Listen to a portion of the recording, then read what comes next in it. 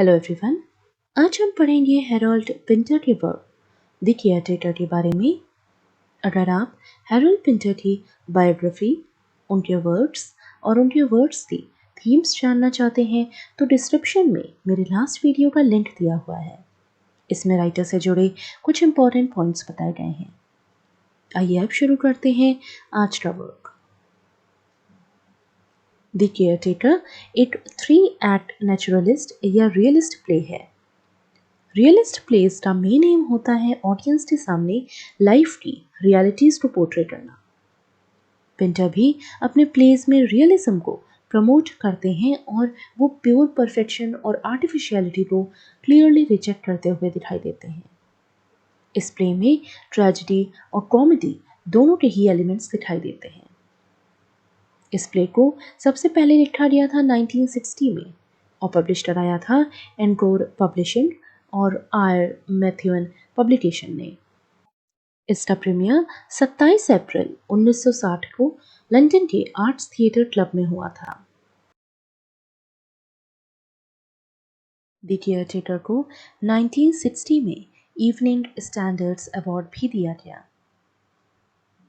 इस प्ले की लैंग्वेज और प्लॉट रियलिज्म और एब्सर्डिज्म का परफेक्ट ब्लेंड शो करते हैं।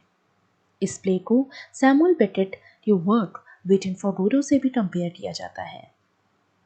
द केयरटेकर रियलिटी और फैंटेसी के बीच के डिस्टेंस, फैमिली रिलेशनशिप्स और कैरेक्टर्स का पावर के लिए स्ट्रगल डिपिक्ट करता है।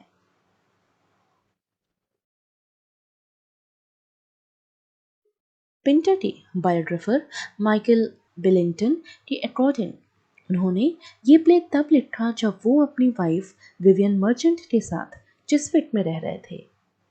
इनफैक्ट इस प्ले के कुछ इंसिडेंट्स भी राइटर की रियल लाइफ से लिए गए हैं। जैसे जिस फ्लैट में पिंटर रहते थे उसके ओनर प्ले के कैरेक्टर मिक की ही तरह थे।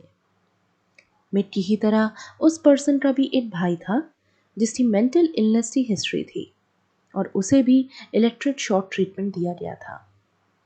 प्ले के ट्रैम्प डेविस की ही तरह पिंटर के फ्लैट ओनर का भी भाई एक रात एक ट्रैम्प को घर ले आता है।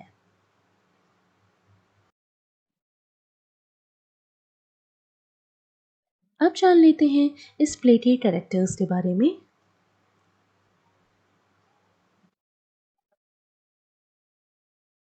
सबसे पहला कैरेक्टर है एस्टन का। ये मिक का बड़ा भाई है जिसकी एज 30 से 35 साल के बीच में है। एस्टन थोड़ा सा शाय और रिजर्व्ड टाइप का पर्सन है जो थोड़ा सा रुक रुक कर बोलता है और अपने कामों को पूरा करने में काफी समय लगाता है। नेक्स्ट कैरेक्टर है मिक। ये एस्टन का छोटा भाई है और इसकी एज 25 से 30 साल के बीच में है। ये उस बिल्डिंग का ओनर है जिसमें एस्टन रहता है, लेकिन मिक वहां नहीं रहता था। इस प्ले का तीसरा और सबसे इंपॉर्टेंट कैरेक्टर है मैट डेविस। ये ट्रैम्प है, यानी ऐसा इंसान जिसके पास ना कोई घर है ना कोई जॉब और जो एक जगह से दूसरी जगह घूमता रहता हो। कैफे में एक फाइट हो जाने की वजह से ये जॉबलेस हो जाता है, जिसके बाद एस्टन इसे अपने घर ले आता है। डेविस एक बहुत ही एरोगेंट, मैनिपुलेटिव और ओवर कॉन्फिडेंट पर्सन था। वो हमेशा ब्लैक्स और फॉरेनर्स को अपने मिसफॉर्च्यून के लिए ब्लेम करता रहता था। इससे पता चलता है कि ये एक रेसिस्ट था।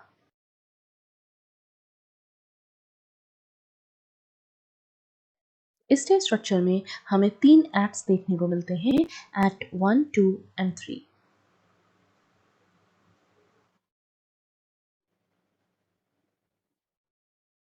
सबसे पहले आता है एक्ट 1। एक्ट 1 की शुरुआत होती है वेस्ट लंदन के एक घर से जिसका ओनर था मिक। मिक अपने कमरे में अकेला होता है। उस समय उस रूम में एस्टन का बेड, उनके बिलोंगिंग्स, किचन अप्लायंसेस और कई अदर ऑब्जेक्ट्स भी थे, जिसमें से एक था लॉर्ड बुद्धा का स्टैचू। कमरे में एक सीलिंग से एक बकेट भी लटक रही थी जो वाटर लीकेज को कलेक्ट करने के लिए थी। उसी समय मिट को कुछ आवाज़ें सुनाई देती हैं जो कि एस्टन और डेविस की थी। मिट उन दोनों को कन्फ्रंट नहीं करना चाहता था, इसलिए वो कमरे से बाहर चला जाता है। एस्टन ने डेविस को एक कैफे में हुई फाइट के बाद अपने घर पर इनवाइट किया था।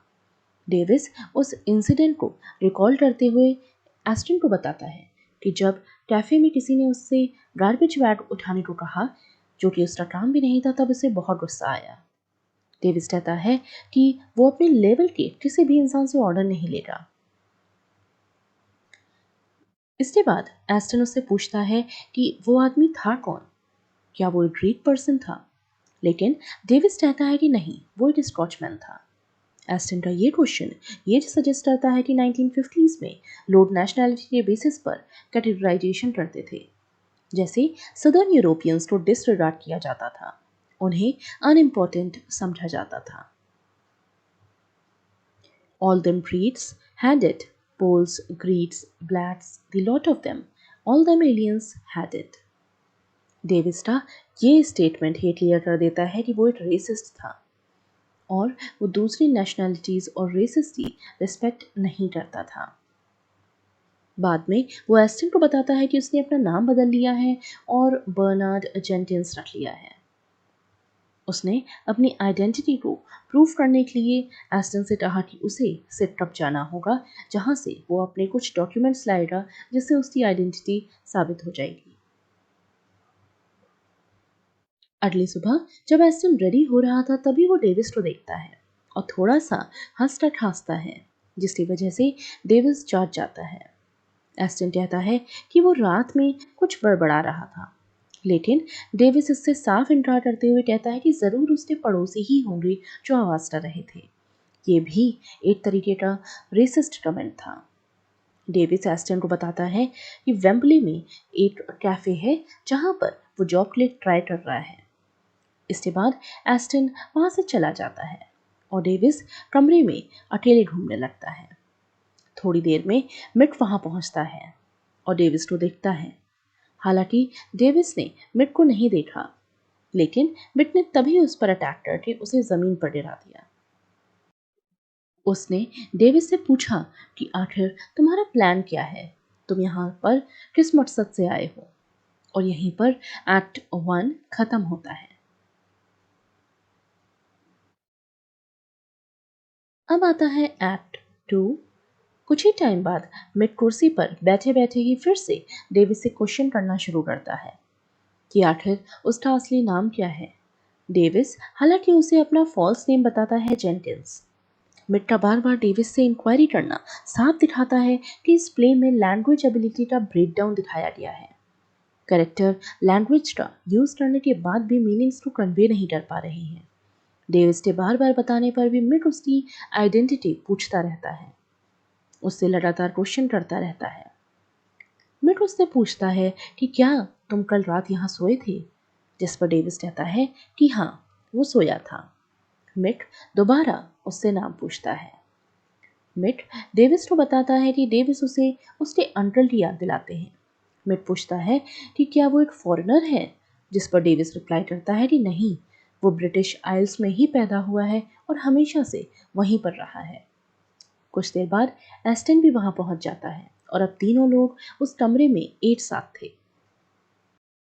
एस्टन डेविस का बैग लेकर आता है जो उसे कैफे से मिला था। तभी मिट ने उससे वो बैग छीन लिया, लेकिन बाद में उसने वो बैग डेविस को हैंड ओवर भी कर दिया था।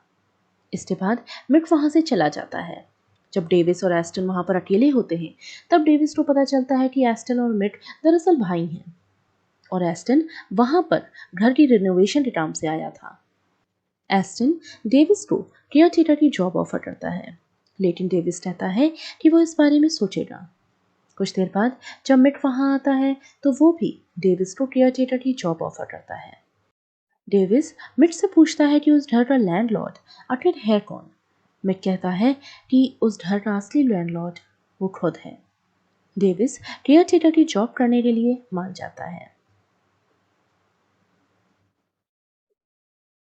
अगली सुबह एस्टन डेविस से कहता है कि उसे तो अपने डॉक्यूमेंट्स लेने सिटकप जाना था, लेकिन डेविस डिसाइड करता है कि वो सिटकप नहीं जाएगा क्योंकि मौसम खराब था। डेविस एस्टन से कहता है कि उसके पास प्रॉपर शूज़ भी नहीं है सेटअप जाने के लिए। एस्टन उसे एश्योर करता है कि वो उसे जूते लाकर दे देगा। एस्टन अपने पुराने दिनों को याद करते हुए डेविस से कहता है कि वो एक फैक्ट्री में काम करता था और उसे अपने कोवर्कर के साथ काम करना बहुत अच्छा लगता था। एक दिन उसे अचानक से हेलुसिनेशंस होने लगे और उसका अपने कोवर्कर के साथ काम करना मुश्किल होने लगा। इसके बाद उसे हॉस्पिटलाइज करा दिया गया और उसकी मर्जी के बिना ही उसे शॉक थेरेपी दी जाने लगी। एस्टन की मदर ने उस पूरे प्रोसीजर को ऑथराइज भी किया था क्योंकि उस समय वो एक माइनर था। ट्रीटमेंट के बाद वो ठीक से चल भी नहीं पाता था। उसकी स्पीच भी स्लो हो गई थी। वो डेविस से कहता है कि अब वो बहुत फ्रस्ट्रेटेड फील करता है। उसे अब भी अपनी मदर और उस डॉटर पे बहुत गुस्सा आता है। एस्टन के इस कन्फेशन से साफ पता चलता है कि उसे अपने दिल की बात कहने के लिए किसी की जरूरत थी। उसे फर्क नहीं पड़ता था कि डेविस एक स्ट्रेंजर है। उसे बस अपने दिल की बात किसी न किसी के सामने कहनी थी। और यहीं पर एक्ट 2 खत्म होता है।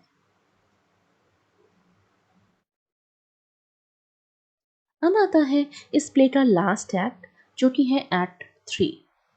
ये 2 हफ्ते बाद दोपहर का सीन होता है। मिक जमीन पर लेटा था जबकि डेविस एस्टन की कंप्लेन कर रहा था। डेविस मिक को बताता है कि वो दोनों मिलकर इस घर का अपीयरेंस इंप्रूव कर सकते हैं। मिक ये सुनकर एक्साइटेड हो जाता है और दोनों आइडियाज एक्सचेंज करने लगते हैं।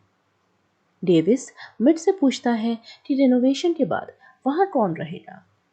मिट कहता है कि वो और उसका भाई एस्टन, जिस पर डेविस ने तुरंत पूछा व्हाट अबाउट मी, मेरा क्या होगा।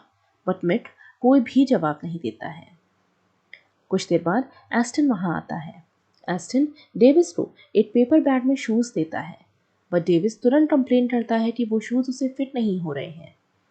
एस्टन उसे ब्राउन लेसेस देता है ब्लैक शूज के लिए, लेकिन ये भी डेविस एक्सेप्ट नहीं करता है। इस तरह डेविस बहुत से बहाने बनाता है जिससे उसे सेटअप न जाना पड़े। एस्टन फिर वहां से चला जाता है। उसी रात डेविस सपने में कुछ बोल रहा था, तभी एस्टन ने उसे मना किया। इस बात पर डेविस बहुत गुस्सा हो गया और उसके मेंटल इंस्टीट्यूशन में रहने के लिए उसका मजाक उड़ाने लगा। एस्टन जैसे ही डेविस की तरफ बढ़ता है वैसे ही डेविस एक नाइफ निकाल लेता है और उसे धमकाता है। एस्टन फ्रस्ट्रेट होकर डेविस से कहता है कि तुम तुरंत अपने रहने की कोई जगह ढूंढ लो। डेविस बड़बड़ाते हुए वहां से चला जाता है और अब उसे एस्टन पे बिल्कुल भी भरोसा नहीं है। इसके बाद मिक और डेविस दोनों दोबारा घर आते हैं और डेविस एस्टन की कंप्लेन करता है। वो उसे उसकी और एस्टन की लड़ाई के बारे में बताता है। डेविस मिक को कहता है कि उसके भाई को दोबारा मेंटल इंस्टीट्यूशन भेज देना चाहिए, लेकिन इस पर मिक कुछ बोलता नहीं है और इस बात पर ध्यान ना देते हुए सब्जेक्ट को डेकोरेशन की तरफ घुमा देता है। मिक डेविस से पूछता है कि क्या वो एक इंटीरियर डेकोरेटर है। डेविस इस बात पर कंफ्यूज हो जाता है कि उसने तो मिक से कभी ऐसा कहा ही नहीं कि वो एक इंटीरियर डेकोरेटर है। मिक इस बात पर बहुत गुस्सा हो जाता है और डेविस को इम्पोस्टर यानी ढोंगी कहकर बुलाता है। वो डेविस को बारबेरियन या जंगली कहता है और चिल्लाने लगता है। वो बुद्धा के स्टैचू को फेंक कर तोड़ देता है। कुछ देर बाद एस्टन भी कमरे में एंटर करता है। थोड़ी देर तक तीनों साइलेंट रहते हैं। एस्टन और मिक एक दूसरे की तरफ देखते हैं और थोड़ा सा हंसते हैं। उन्हें देखकर ऐसा लगता है कि जैसे उन्हें कोई ऐसा सीक्रेट पता है जिसके बारे में डेविस कुछ भी नहीं जानता। मिक बाद में उस कमरे से चला जाता है और एस्टन टूटे हुए बुद्धा के स्टैचू को उठाने लगता है। डेविस को ये समझ में आ जाता है कि शायद अब मुझे यहाँ पर रहने के लिए कोई भी जगह नहीं देगा, इसलिए अब वो दोबारा एस्टन से रिक्वेस्ट करने लगता है। वो उससे रिक्वेस्ट करता है कि एस्टन उसे वहां पर रहने दे। एस्टन उससे कहता है कि वो नींद में बहुत आवाज करता है और उसे डिस्टर्ब करता है।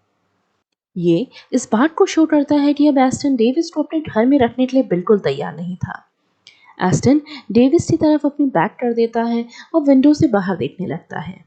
वो अपने और अपने भाई मिड के साथ एक नई शुरुआत करने के लिए तैयार था और डेविस मुंह मोड़कर साइलेंटली दरवाजे की ओर जाने लगता है। इसी के बाद हमें एक लंबा साइलेंस देखने को मिलता है और यहीं पर प्ले खत्म हो जाता है।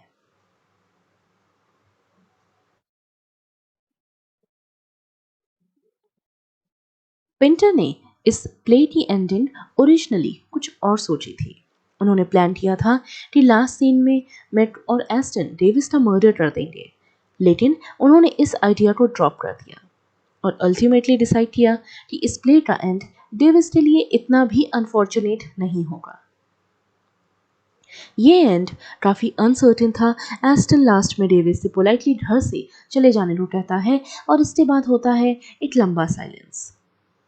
अब देखते हैं कि इस प्ले में हमें कौन कौन सी थीम्स देखने को मिलती हैं।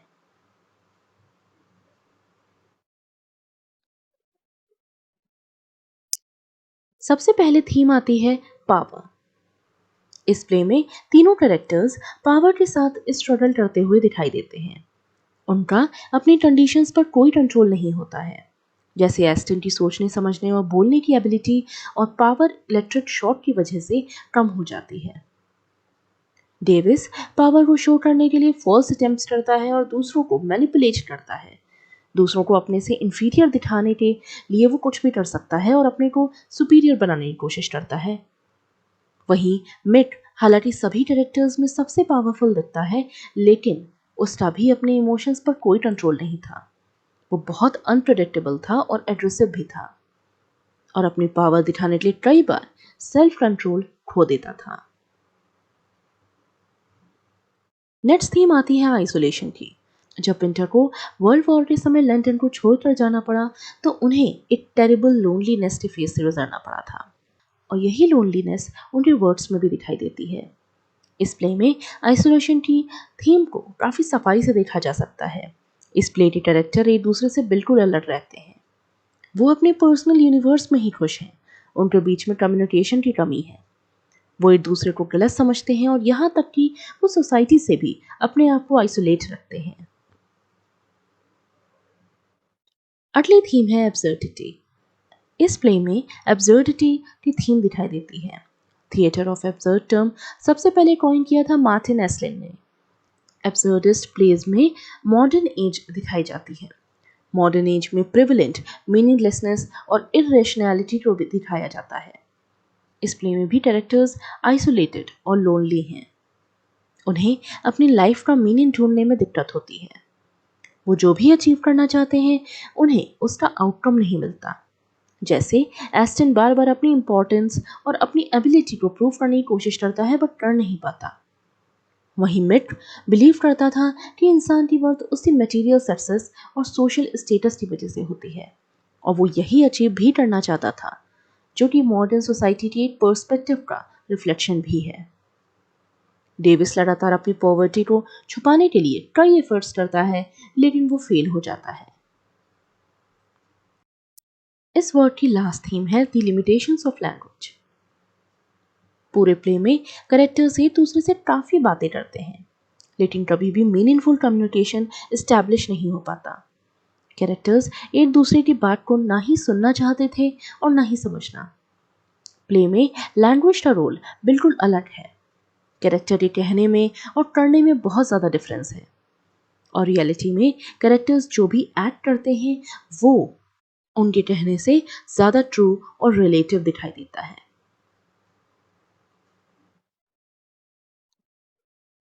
तो ये थी द केयर टेकर की स्टोरी, कैरेक्टर्स और थीम्स। आई होप आपको ये पूरा वीडियो समझ में आया होगा। अगर आपको ये वीडियो अच्छा लगा हो तो please do like, share, comment and subscribe to my channel Ink Lit Shelf. Thank you so much.